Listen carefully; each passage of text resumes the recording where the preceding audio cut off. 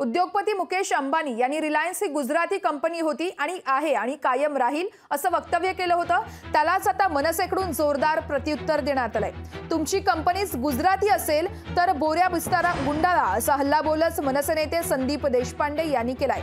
सोबतच मुकेश अंबानी यांनी एंटलिनातील गाशा गुंडाळावा आणि गुजरातला जावं असं देखील संदीप देशपांडेंनी म्हटलंय।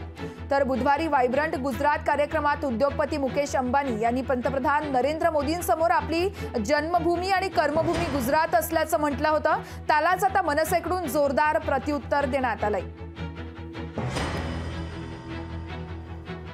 Today, let me declare yet again, Reliance was, is, and will always remain a Gujarati company.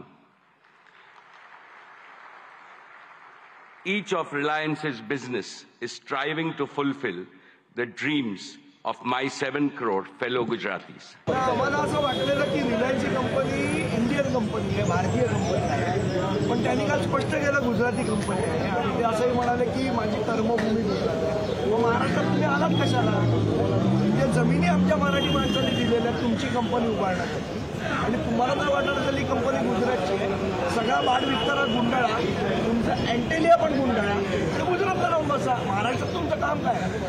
Marathi माणसांनी यापुढे विचार केला पाहिजे कुठल्याही रिलायन्सचा प्रोडक्ट घेताना की आपण हे भारतीय कंपनीकडनं नाही घेत आहोत, आपण एक गुजराती कंपनीकडनं घेत आहोत आणि यांचा जर उद्देश फक्त गुजरातचा विकास करण्याचा असेल तर महाराष्ट्रात तुम्ही काय करताय हा आपला प्रश्न।